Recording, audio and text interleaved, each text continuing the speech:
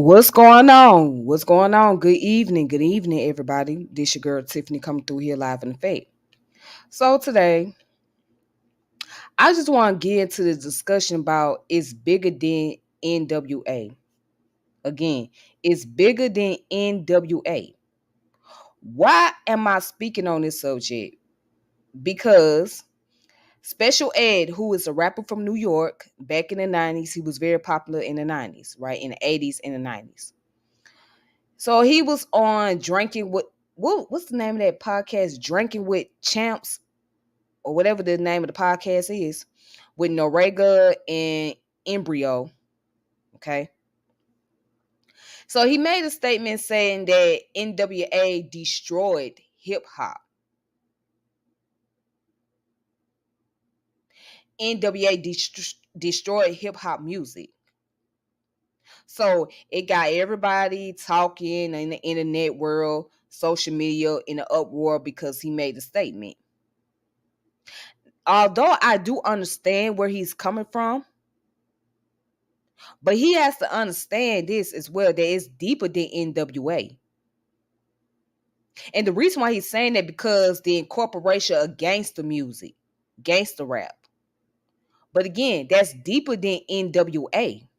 So we have to look at what was the cause of all of this, what brought about. Why did gangster rap music come into existence? Why did trap music come into existence? Why did drill music come into existence? How did it influence black culture? How did all three of these genres of rap influence black culture? And why? Well, let's start with NWA. NWA came out in 1980s, right? Around the mid 80s. That's when they came out. Okay. They were one of the first rap group out of California. Okay. So that's where Ice Cube, Dr. Dre, Easy E, uh, the Arabian Prince, and I forgot the other gentleman. All right. They all started off. And what they was using was a political expression about life in California, in the hood, and what they had to witness on an everyday basis. Now, the concept of gangster rap music didn't just come out because somebody just said, hey, we just gonna bring out gangster rap music. It was a political statement. It was to tell a story about what it's like to grow up in an environment where there's a lot of crime. So trap, gangster, and drill, what they all have in common is crime. These are the stories of what people witness on a consistent basis. So let's start with California. If y'all didn't notice that California is a gang banging state. Again, California is a gang banging state. So that means almost every city in California has Bloods and Crips. Almost every city. Whether you go to LA, whether you go to San Diego, San Francisco, Sacramento, Oakland, those main cities, they have Bloods and Crips, and they have their own set. All right. And what I noticed by doing my research, that there is a lot more Crip set than there are Blood set. Again, there's a lot more Crip set than there are Blood set.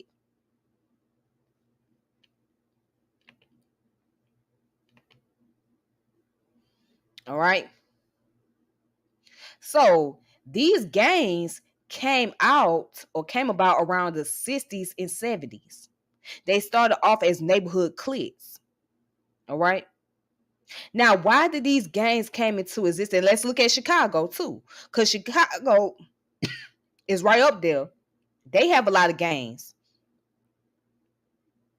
They got a lot of P Stones. You talking about Mickey Cobras, Land Kings, Land Queens, Vice Lords, Gangster Disciple, Black Disciples. They got all of that. Pardon me one moment.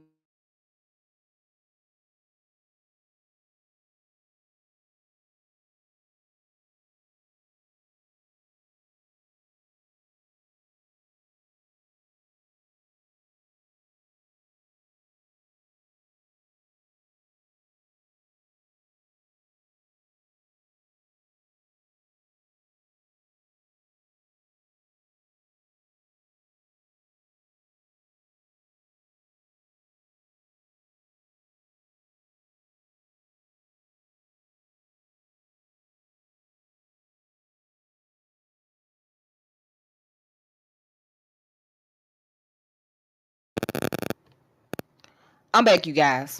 So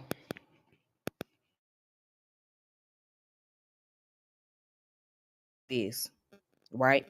So when we look at Chicago, they got Vice Lord, Gangsta Disciple, Black Disciples, Mickey Cobras, what's the other one?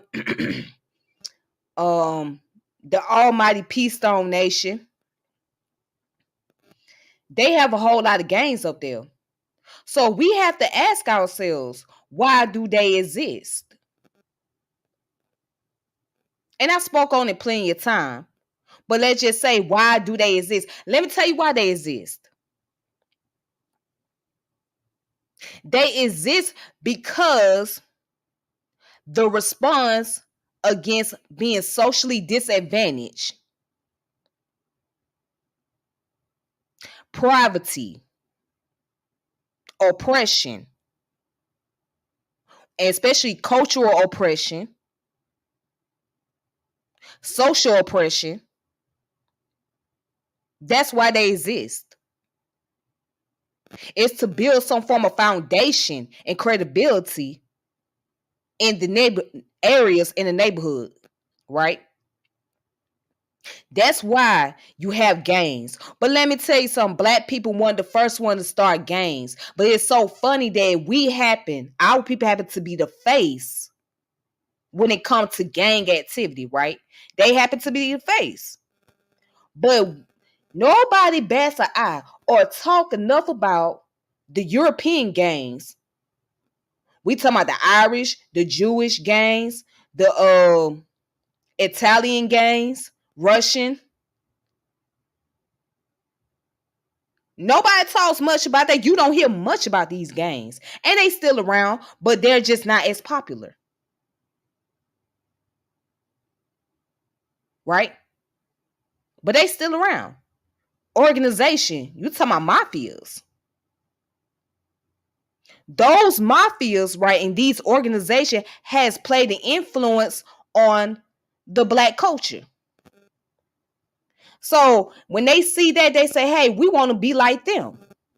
Or we want to create something of our own. We want to be able to have control over resources.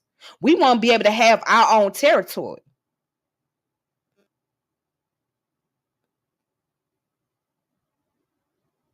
We want to be able to say who can come over here and who can't come over here. And now you got to look at drugs getting involved in it. That creates the most problem. But wait a minute. Drugs been around for a long time. Since the beginning of time. That's where trap music come in, right? Because trap music basically tells a story about drug dealers and they life of selling dope and being in the dope game, right? And selling it to the fiends, people who are craving for the drugs.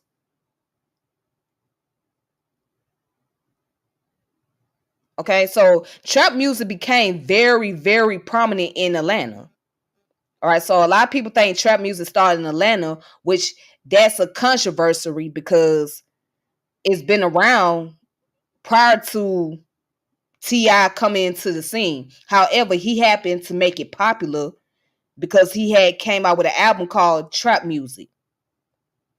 All right, so that's when it became a subgenre of rap music. But it's basically telling the life of people who hustle and what they have to go through day by day and dealing with the law enforcement, the feds. dealing with people who's going to rat on them, snitch on them. Same thing in the game, telling stories about people who's supposed to be a part of the organization, who's supposed to stick to the G code, but then they turn around and make a deal with the law enforcement, the judges, the prosecutor, etc.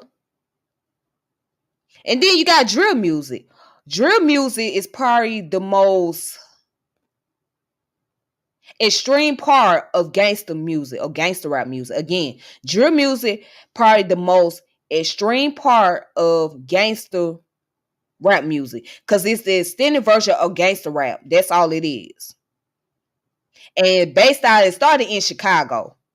It started in Chicago. All right. And why did they come out with drill music? Well, look at the state of Chicago. They didn't give the name Chirac for nothing. The name Chirac didn't come into existence for nothing. Because of the life of crime. Now, it's sad that the black culture is centered around all these things, gangster, trap, and drill, right? But it's the most common thing when you think of the black culture. And nothing else. And then again, we have to also look at the social stigma that has been placed on us. We've been labeled. We've been labeled thugs, hoes, bitches. We have been stigmatized by the very same system that have oppressed us. And it's so easy to pick on those who have been stigmatized. Remember Calvin Butt? And he passed away recently. Calvin Butt was a reverend out of New York. And he criticized Bone Thugs and Harmony music. So they played a clip in the beginning of the song, the Thuggish Ruggish Bone, in the intro. You would hear him say, "We not against rap, we not against rappers, but we are against those thugs." And those thugs are reference to the black males that's living the street life, that's living the life of crime. Which, okay, you can oppose crime in the community. You can oppose the violence. But before you just pick on those who are the thugs in our community, quote unquote, the Pookies and Ray Rays, quote unquote, you got to examine the society that you live in. You must examine the government that you live in. And you must study evolution.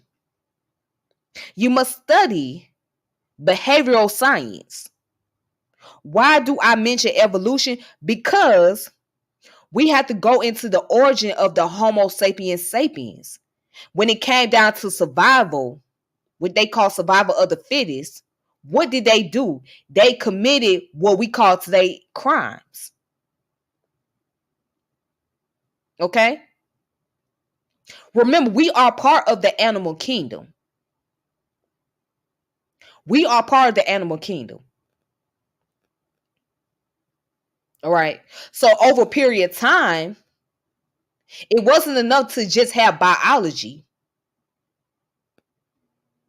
That's why culture is the driving force of evolution. Why? Because if you just have biology alone, you're going to have just a bunch of chaotic organism running around, right? Because we are the organism. We would have been far more worse than what we are today. So the concept of culture brings about the foundation, the stability, the morality. Again, stability and morality. Be able to teach us as humans how to manage our behavior, how to keep ourselves under control, right? And how to be able to use our conscience and think and see what is logical and what is illogical. That is the purpose of having a culture, to keep us balanced. However, bad things happen in culture.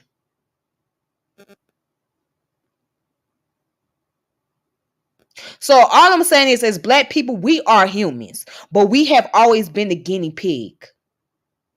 We always have been the face of crime taking place within our community.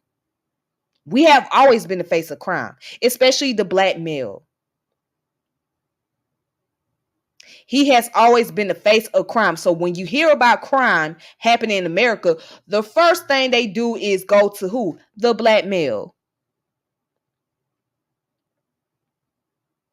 Then the black female. But no other racial or ethnic group has been marginalized the way black people have when it comes to negative image, when it comes to criminal activity. And then there's the stigma because you live in a lower class community, right? That crime is going to automatically take place, in which it does at times. But what about in other communities? What about in the suburbs? What about in rural towns? In fact, you can find wherever you live, you'll be surprised to find out that there's more criminal activity happening in the suburbs than there is in the hood.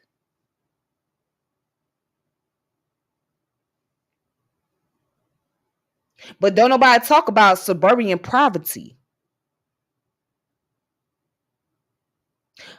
However, going back to what I was saying about NWA, it's bigger than them.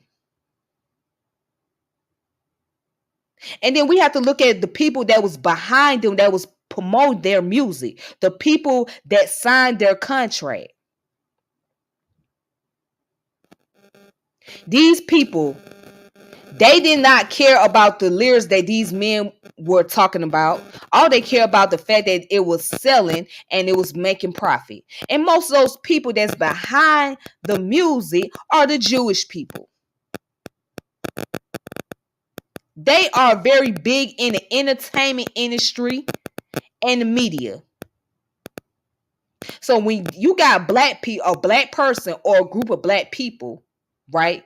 Especially in the hip hop industry, and they talking about crimes and talking about sex, this, that, and other, they're gonna keep on trying to encourage them to push it and talk more about it because that's what's selling. That's what's putting money into their pocket. And then the sad part about it, they're building generational wealth for themselves. They not building generational wealth for your community. That money going back to their family and their community. It ain't going back to our community at all. Yeah, the Jews was one of the first people to live in the ghetto, but guess what? They were able to prosper. They found ways to make money and pass on down generational wealth.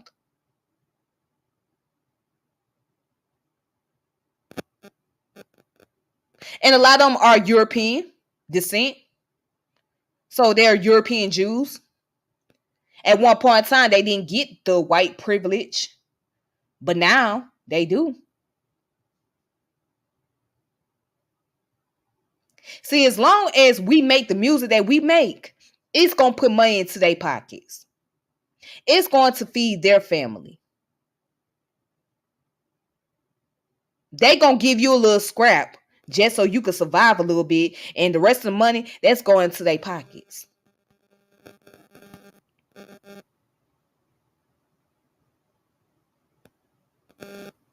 Okay? So NWA, all they wanted to do was express themselves. They wanted to get their music out. They wanted their voices to be heard. They wanted to talk about what it was like growing up in Compton, California, and what they experienced, or what the everyday people in their community was going through and how they was living.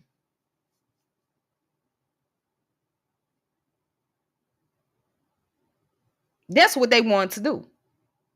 But see, now I want to talk a little bit about something, okay? Let's talk about the causes of crime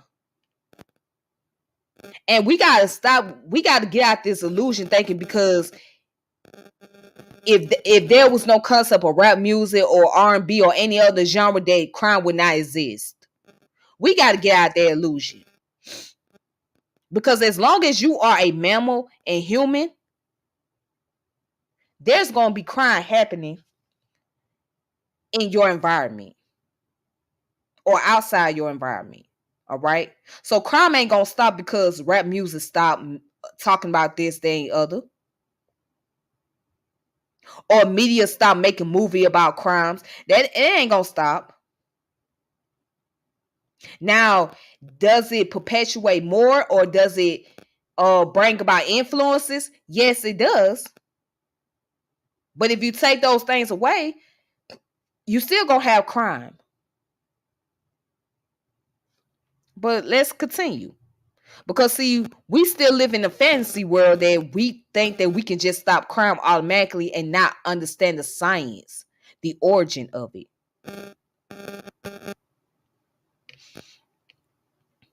All right, let's look at the causes of crime. We got to look at that. What are the causes of crime? Watch this. Reason for committing a crime include greed, anger, jealousy, revenge, or pride. Some people decide to commit a crime and carefully plan everything in advance to increase gain and decrease risk. These people are making choices about their behavior. Some even consider a life of crime better than a regular job, believing crime brings in greater rewards, admiration, and excitement, at least until they are caught. Others get an adrenaline rush when successfully carrying out a dangerous crime. Others commit crimes on impulse out of rage or fear. That's why crime exists. That's why it exists. The key words: greed, anger, jealousy, revenge, or pride.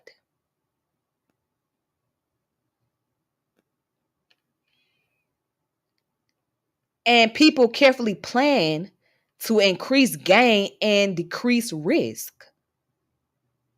And there are those who live a life of crime because it brings greater rewards and admiration and excitement.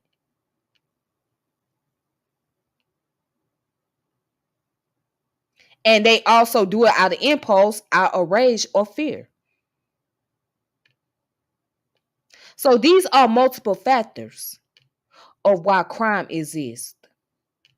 Okay? Now, we gonna have to go into understanding about social identity theory, social learning theory, right? And social ecology. I know it's too many social this, social that. Yeah. Yeah, it is. And it's there for a reason. There is a lot of social influence. Because as humans, as Homo sapiens, we are social people.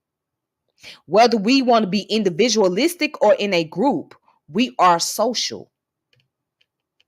We are social. And that's our nature, to be social. All right. So here it is, criminology, right?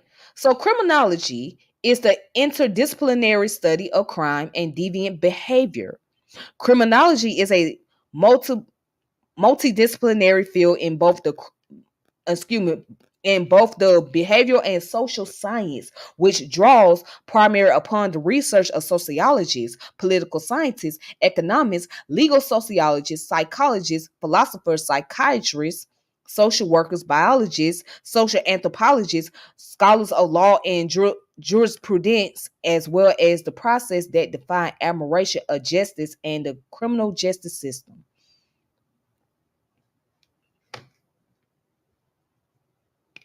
Mm.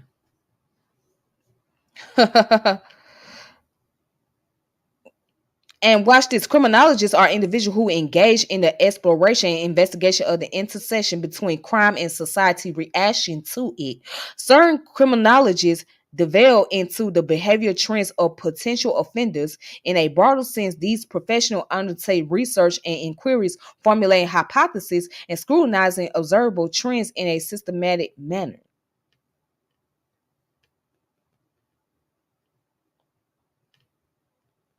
Now, I'm gonna say this. I'm gonna say this. Some crimes should not be considered as a crime when it's validated. Again, some crimes should not be considered as a crime when it's validated. So that means if there's a situation where you have to protect your family, your loved ones, right? That shouldn't be a crime.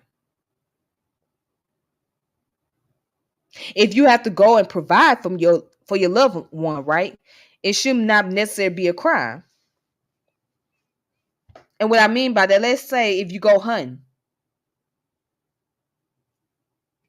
right? You gotta take care, you gotta feed your family. Or let's say you rob a jewelry store.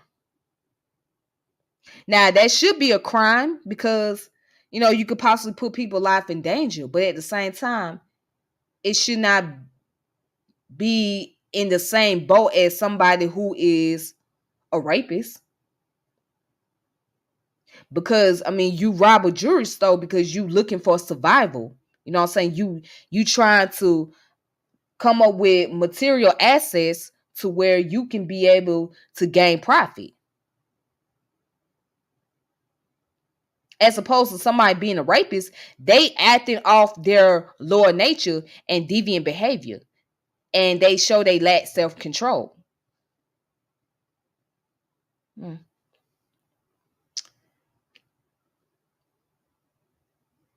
But let's talk about social identity theory. Why do you have social identity theory? Once again, we are a social people.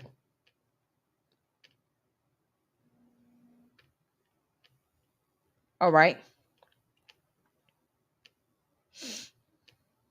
It says, according to social identity theory, people categorize themselves into different social categories to build their own social identity. Thus, groups like sport teams are more or less part of this identity. The underlying social categories are built from prototypical attributes of other group members.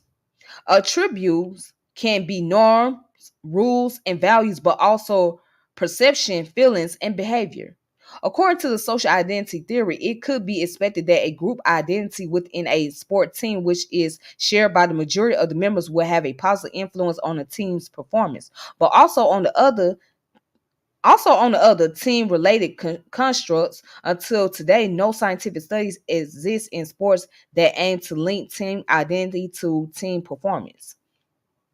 All right, but anyways, basically the reason why people get into certain type of social group because they want to be able to feel like they belong,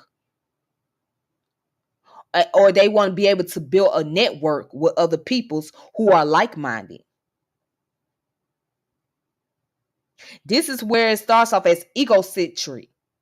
Egocentric or egocentrism is basically dealing with the self, right? And then you got sociocentrism, which deals with a group of people who have similar ideas or similar mindset or have a lot in common.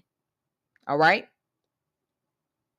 Now, this is where you got to deal with social ecology. Let's go into social ecology. All right. Now, ecology deals with organism and their relationship with their environment. Correct? That's science. That's important.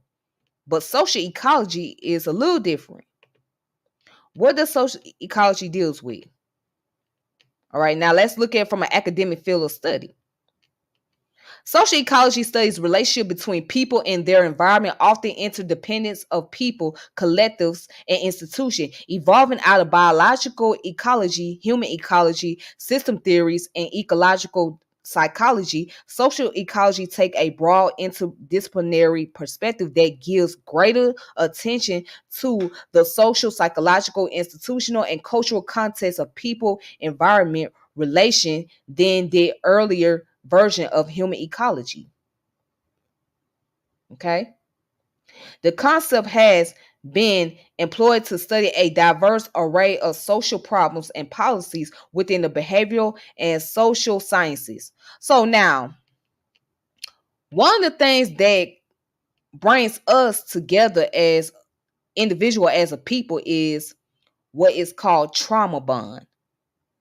Now, what is a trauma bond? Mean that you have a relationship with individual based on y'all experiences, right?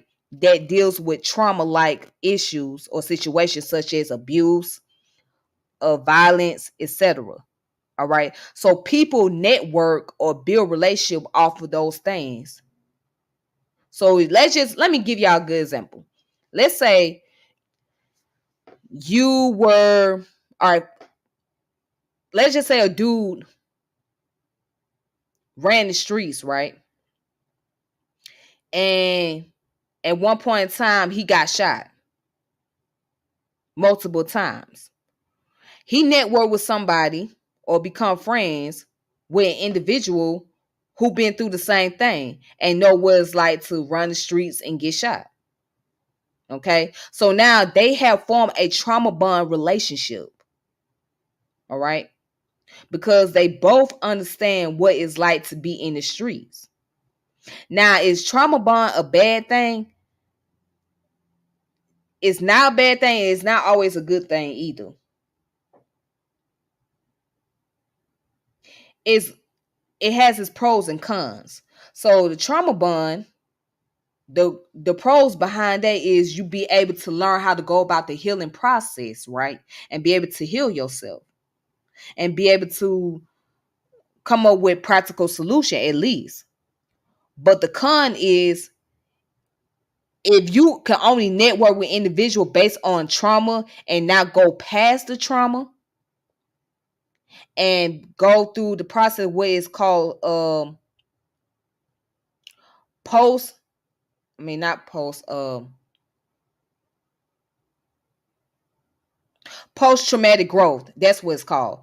If you can't develop a post traumatic growth, then that's where the problem is, because now you're stuck in that negative place because you have not grown past that and that other person has not grown past that, and that's the only thing that can be able to connect y'all is the negative aspect, and y'all not able to learn from it.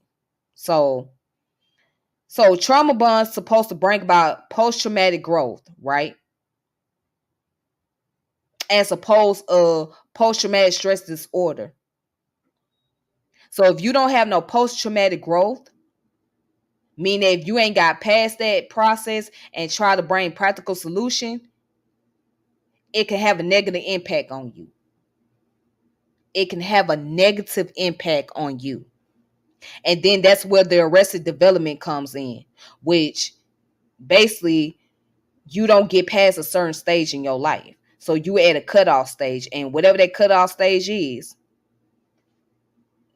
that stunts your growth mentally.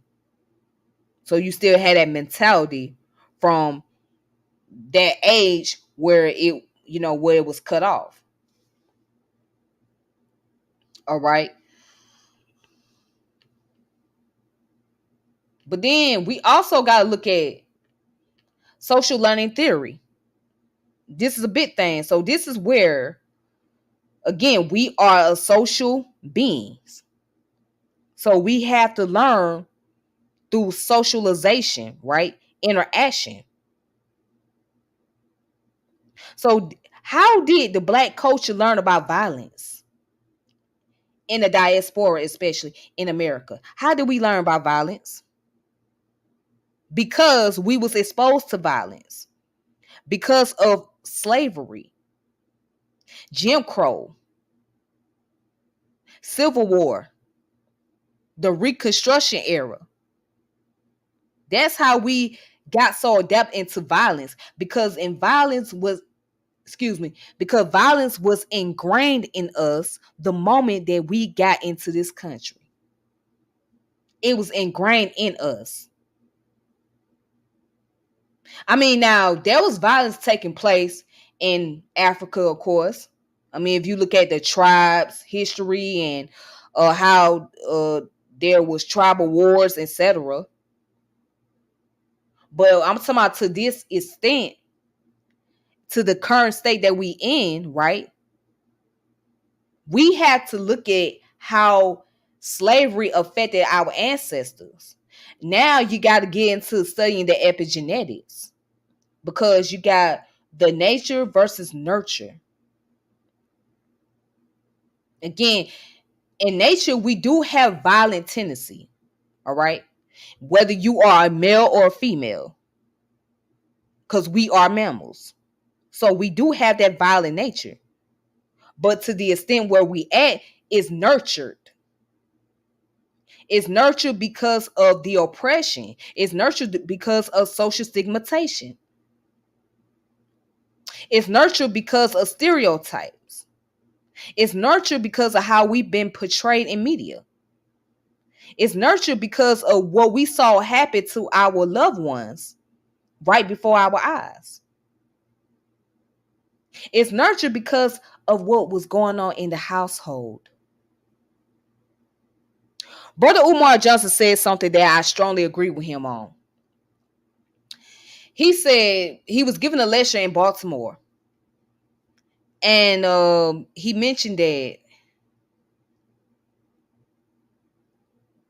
people always say you can't worry about what goes on in folks' house. I'm just gonna paraphrase it. He said people always say you can't worry about what goes on in people's house. And he said that is wrong. You're supposed to worry about what goes on, because whatever happens to that child at home, they will bring it outside to their environment, to their community. Again, whatever goes on in the home will be brought outside to the environment, into the community, and it will have a great effect on others because of what is experienced at home. And that is a true statement. See, we don't think of it as that way. We don't think of it as an individual experiencing violence or trauma in the household, and now they bringing that anger, they bringing all of that energy, they bringing all these psychosis into their environment, into the neighborhood, into the streets. So they put their anger out there towards, especially those who are considered as innocent, or who have nothing to do with what was going on at home, but because those individuals remind them of somebody in the household, or is their way to vent their anger out on somebody because they feel like nobody's paying attention to them, right? That's what they do. That's what they will do. They will project their anger because that's some form of release. That's their therapy. So it's therapeutic to go to the streets and commit violent crimes, as opposed of just bringing it to your household.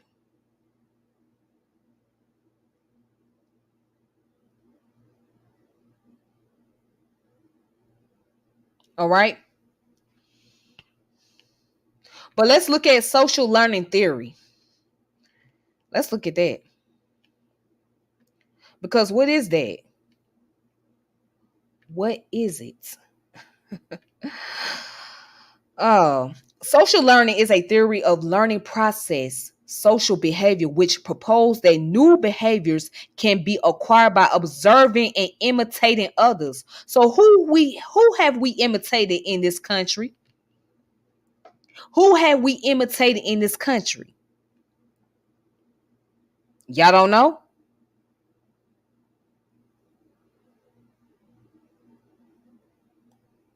Our oppressor.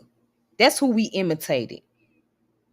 We have imitated our oppressor in this country, because our oppressor has been the prime example to us.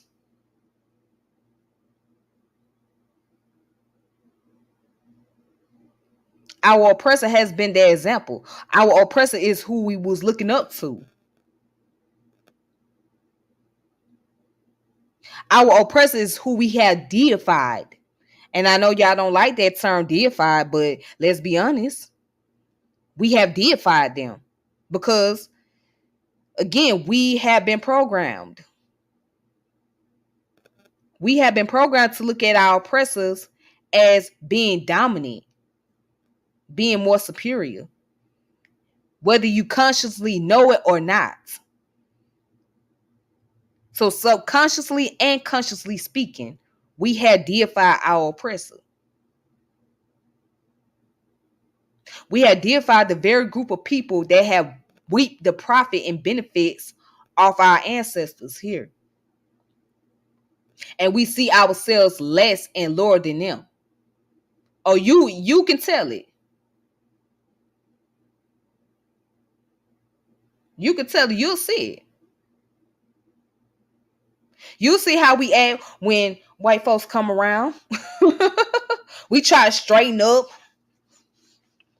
We try to act all more productive. And we try to be mindful of what we say. Oh, don't say that about white people. Because we have put them on that pedestal, right? They have been put on the pedestal as being more superior than us. Again, subconsciously and consciously. So whether we know it or not.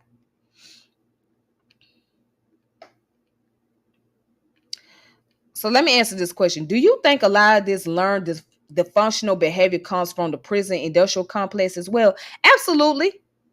I believe that. I strongly believe it. Because when you're in prison, you have limited of option. Okay?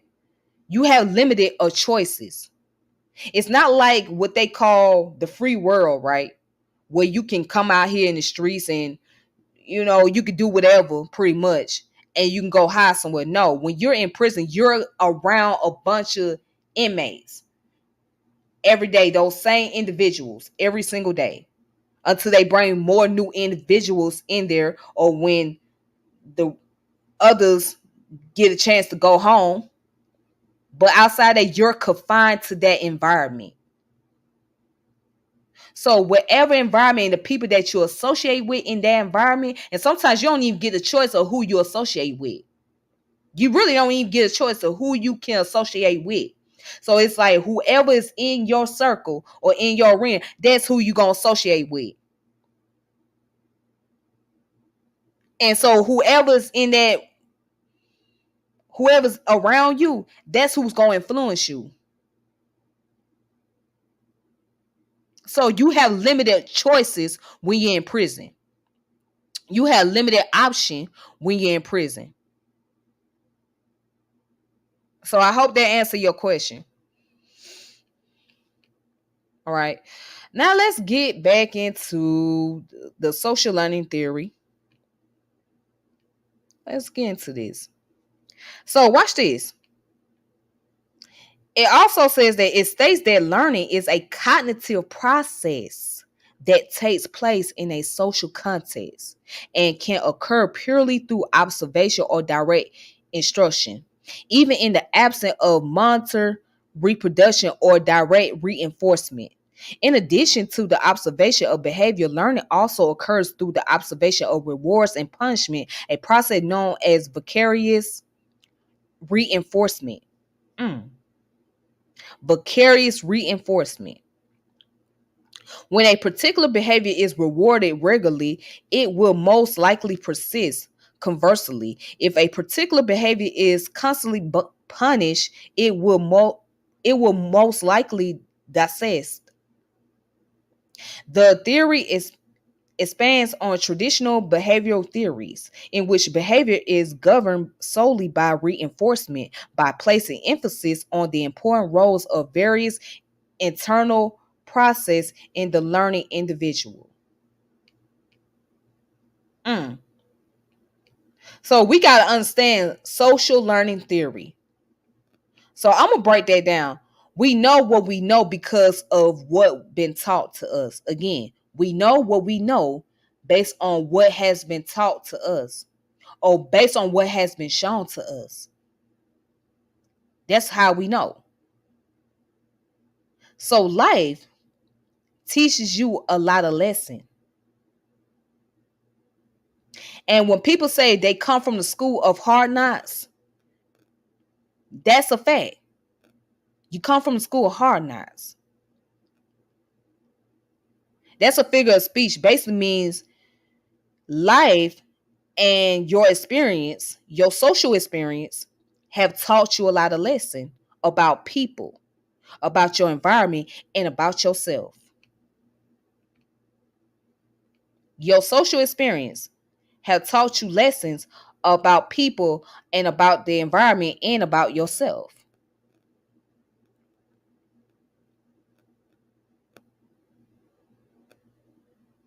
So I want to give you guys some book recommendations. Um, I got so many books everywhere. Child, I got so many books everywhere.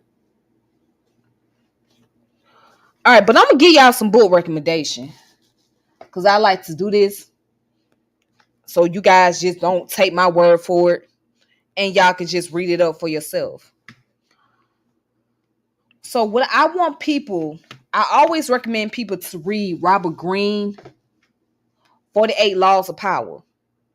And don't just read it so you can learn how to experiment and do all kinds of stuff to other people and things of that nature, but just read it to be able to gain a conscious understanding and some sense of awareness about the world around you. So Robert Greene, I always recommend his book, 48 Laws of Power.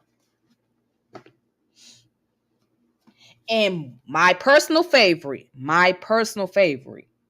The Laws of Human Nature. This is the most important book that you guys need to read on.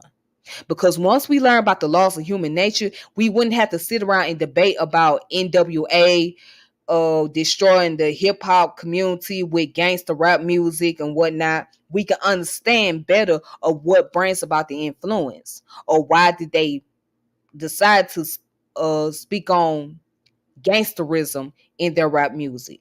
Why people decide to speak on trapping in their music. Why people decide to speak on drill music. Now we know that there are people who could perpetrate the hell out of being a trapper, a gangster, or somebody that's living a life of crime.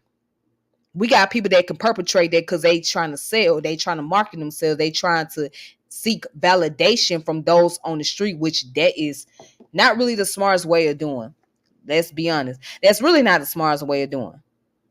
Trying to perpetrate something that you not just to seek validation from those on the streets. It's not the smartest way. And the reason why I say that it's not smart, because that's when your life be put to the test.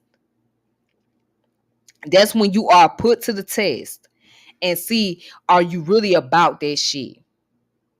Are you really about the shit that you say in your music? People are not playing. We done heard stories about what happened to these rappers over the past 5 years, 7 years, 10 years. They losing their life. All because they want to try to perpetrate something into their music and it backfire on them.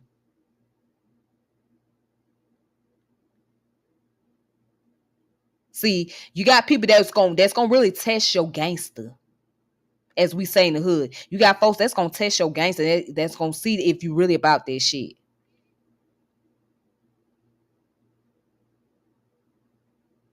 So it's not really the smartest thing. However, again, you're playing the game, you're in the business, you're in the industry, so you gotta find a way of how to market yourself, right?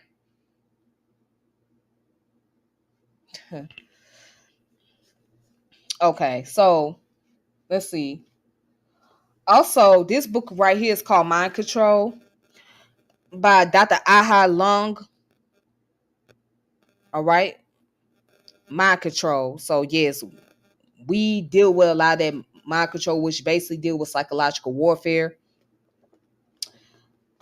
Um, and also here's a magazine from Scientific. Excuse me. Here's a magazine from Scientific American, which is called The Brain, how this amazing organism, how this amazing organ defines our reality and help us sense, think, and act. Oh yeah, the brain is the most important component part of us because we without it,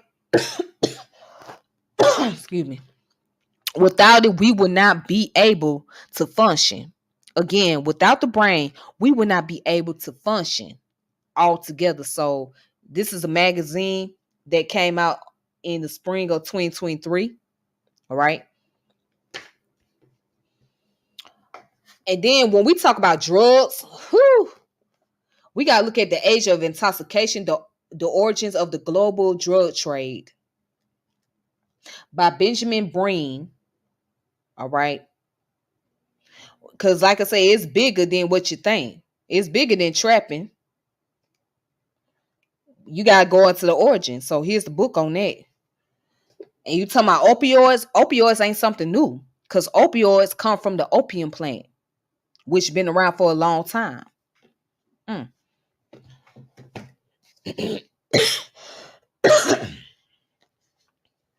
And then we have a book. Then I have a book right here. It's called The Ghetto: The Invention of a Place, The History of an Ideal by Mitchell Donner. All right. So it goes into the origin of the ghetto.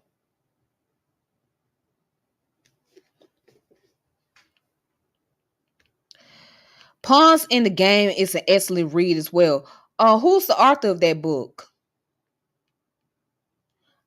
Well, you know what? I'll look into that.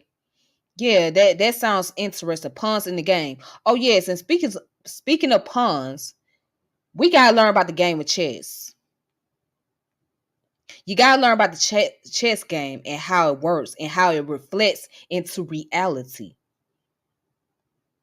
Again, you gotta learn about the game of chess and how it works and how it reflects into reality.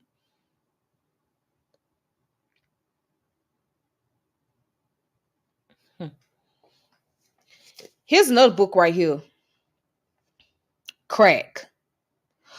Oh yes, this book gets into the crack cocaine era, the period, the time period, and all that. Rocks, cocaine, street capitalism, and the decade of greed. Crack. Yeah. The war on drugs. The war on drugs, right?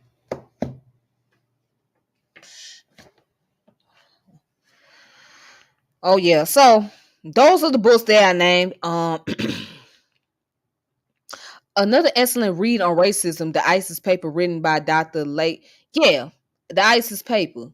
As a matter of fact, I have heard so much about the book, but I never got a chance to actually read the book per se. And I need to get that book. I need to get her book because Dr. Francis was one of my favorites to listen to. Okay. Dr. Francis and Dr. Joy DeGruy is another one. And Dr. Amos Wilson is my top favorite psychologist. Y'all gotta listen to Dr. Amos Wilson. Y'all really got to. Y'all gotta have him on the bucket list. He does a thorough job of breaking down the psychosis of the black culture and the lifestyle of crime and how it has so much influence. If you really want to understand how we get to this point of criminology in the black culture regard to trap, gangster, and drill music, go listen to Dr. Amos Wilson. Listen to Dr. Amos Wilson carefully. And he don't get enough credit for the work that he has done. I think he does a phenomenal job at explaining the developmental psychology of African American, especially children, or the African in the diaspora. He does a magnificent job. He's one of my favorites. All right. But anyways, let me see. Let me see one more. William Guy Carr wrote Pun in the Game. Also listen to Dr. John Henry Clark, Dr. Phil Valentine. I'm not a fan of Dr. Phil. No, I'm not a fan of his. I'm sorry. Thomas Sowell and Dr. Neely Fuller. Now, Dr. Neely Fuller, yes, he's another one. Dr. John Henry Clark, yes, another one, very phenomenal. Dr. Edwin Nichols. Dr. Edwin Nichols is another one that I recommend people listen to. All right. Dr. Edwin Nichols deals with the cultural axiology. All right. Axiology is dealing with the state of value. All right. So it's more like a philosophy terminology, but it deals with the state of value. So, yeah, check out Dr. Edwin Nichols when you get a chance. And that's pretty much it. So I hope that this video pretty much outlines this topic, and I hope that people can get past and not just focus on just the artist, right, and their music. I mean, we know that the music brings influence, especially social influence, but we have to go beyond the music. We have to go beyond the genre. We have to really study things from an academic standpoint and from social experiment. But you know, you if you deal with it from an academic standpoint, you'll get a better understanding. So that's all I gotta say. All right, then, y'all. Let me go ahead and get off of here. I hope y'all have a good one. Peace and power to all of you. Thank you so much for tuning in, and make sure you subscribe to my channel. Hit the notification bell. Share my channel. Check out all the previous videos that I have done. All right, and I will come back next time. So peace. All right, then.